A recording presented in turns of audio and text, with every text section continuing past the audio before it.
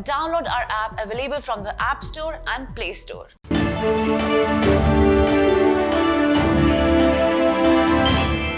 Hello and welcome to Medical Dialogues. I'm Roshni Dhal. Let's look at today's daily bulletin. A third-year MBBS student of a private medical college in Vijayawada was allegedly stabbed to death in Takelapadu village of Andhra Pradesh, Guntur district by a man for refusing to marry him. The incident took place on 5th of December.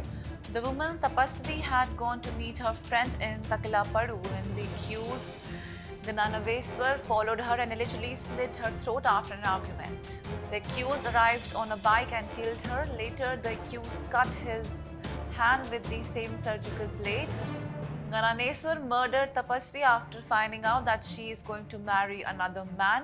According to locals, Tapasvi was seriously injured in the attack and they rushed her to a hospital in Guntur, where she was declared broad dead.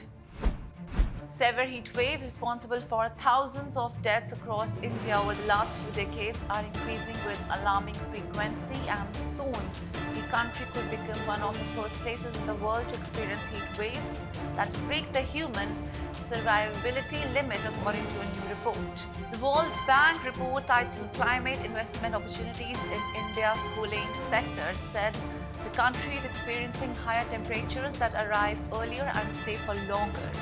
The G20 Climate Risk Atlas also warned in 2021 that heat waves across India were likely to last 25 times longer by 2036 to 65 if carbon emissions remain high, as in the IPCC's worst-case emission scenario, the report said.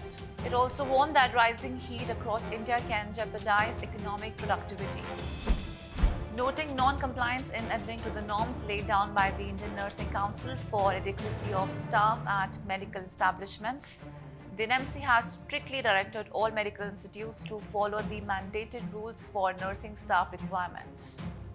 Issuing a notice to all medical colleges established with the approval of the Medical Council of India, now NMC, Sameer Sinha, Deputy Secretary to the Government of India, has asked all medical colleges to adhere to the norms laid down for staff requirements as per earlier NMC notification and Indian Nursing Council.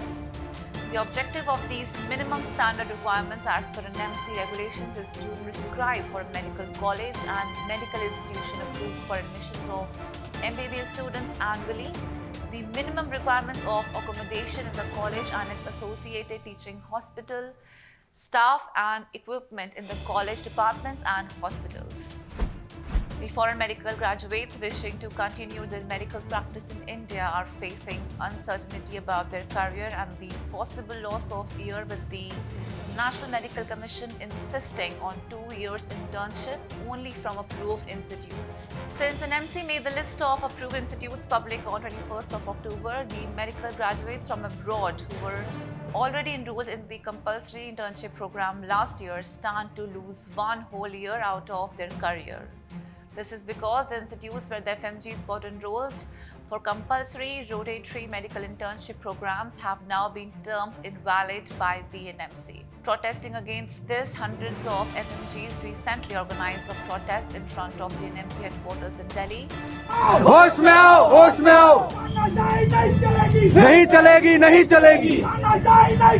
नहीं चलेगी, नहीं चलेगी। Terming the new CRMI rules totally unethical and discriminatory, the FMG students further demanded an immediate rollback of the NMC policy.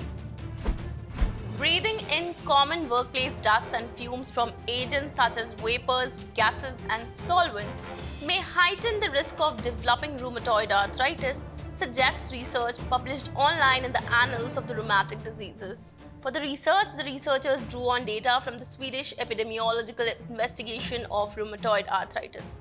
This comprises 4,033 people newly diagnosed between 1996 and 2017 and 6,485 others matched for age and sex but free of the disease.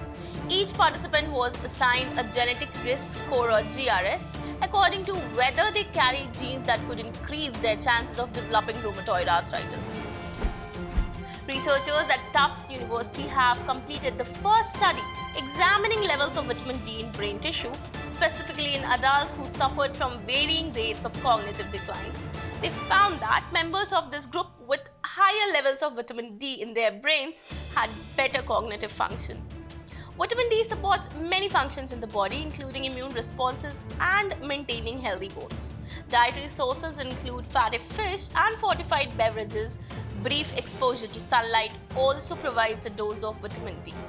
The researchers examined samples of brain tissue from 209 participants in the Rush Memory and Aging Project and assessed the cognitive function of the participants, older people with no signs of cognitive impairment as they aged, and analyzed irregularities in their brain tissue after death. People who take cholesterol-lowering drugs called statins may have a lower risk of having a type of stroke called an intracerebral hemorrhage, according to a new study published in the online issue of Neurology. The lobe area of the brain includes most of the cerebrum, including the frontal, parietal, temporal, and occipital lobes. The non-lobe area primarily includes the basal ganglia, thalamus, cerebellum, and brainstem.